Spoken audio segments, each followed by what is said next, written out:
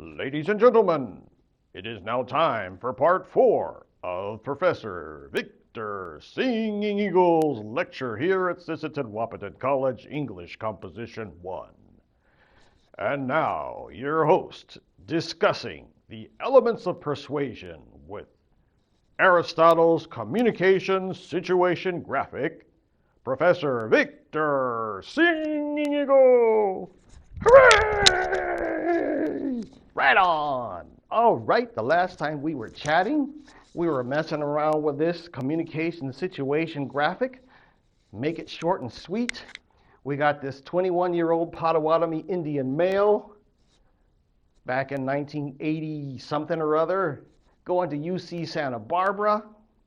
He's trying to persuade a 19-year-old Taiwanese girl to go with him to a powwow close to UC Santa Barbara, Santa Ynez, California, up on the Chumash Indian Reservation.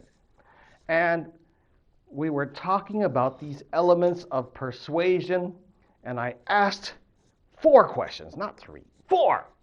Question number 1. What is the author, in this case, Victor Allen Blanchard Singing Eagle's relationship to the subject, which is the powwow? Question number 2. What is the author's relationship to the listener-reader? Annie, 19-year-old girl from Taiwan. What's their relationship? What are some things they have in common? And then we got to ask question number 3. What is the reader's relationship to the issue? This is going to be a little bit harder. It's almost like asking, why should the reader care about this issue? Why does the author care about this issue? Why does the author care about the listener, or chose the reader in the first place, or the listener? We got to make those connections. And finally, what is the purpose of the communication? Got it? I don't want to see anybody messing this up on a quiz anymore. So now, you already know where my thesis is going. Young 21-year-old, hormones still racing, especially if you ever have a head injury. Sometimes it really makes your hormones nuts, but we won't talk about that right now.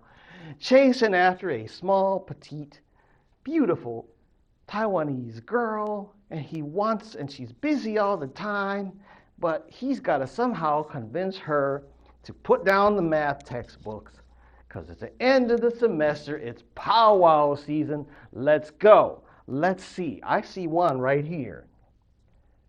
She's probably sick of dorm food too. She likes to eat, as most Taiwanese girls do. I could appeal to her appetite and say, you haven't lived until you tried fry bread or Indian tacos. I don't know why they call them Indian tacos, because all tacos are Indian, but we won't talk about that right now. How else can I persuade her? Well, I can appeal to this too. She's busy all the time, but she's got to be sick of studying, and all work and no play makes Annie a dull girl, right? Sure.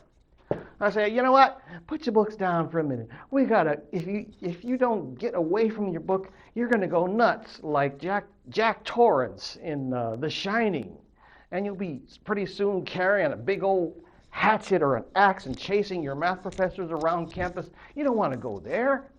What else? Well, she lives right across from me. She does not have a car. So there's a chance to get away from school and see something new. Plus, she's from Taiwan. You've got to understand this, you see.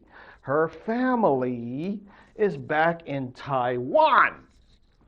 Nobody to hang out with, nobody that she really knows. I mean, she's got a few Taiwanese friends, sure, but there's, when I took her to the res, and we hung out, went to the powwow, but also Chief Chinawawe welcomed her into his home, and they brought out some Indian tacos and some chili, and oh man, they stuffed her good, and they treated her like they were their own daughter.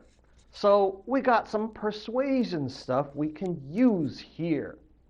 all of this, the more that you write on this triangle, Aristotle told us, the more that you do some homework about each one of these elements, the better your communication will be. Chumash Pow-Wow, by the way, the Chumash people used to be poor. Chumash reservations, like, I want to say 30 miles up in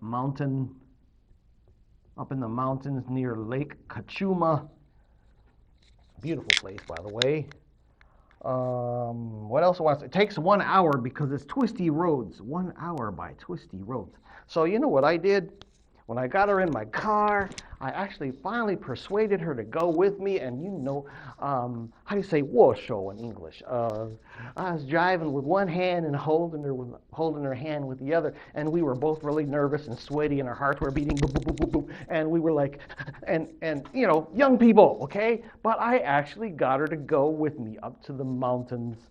We had a good time. We became a couple. And that's enough talking about that for right now, because, you know, the whole snagging part. Never mind. Thank you so much for hanging with me. Hope you guys have an awesome weekend. We'll talk some more later. Talk to you later.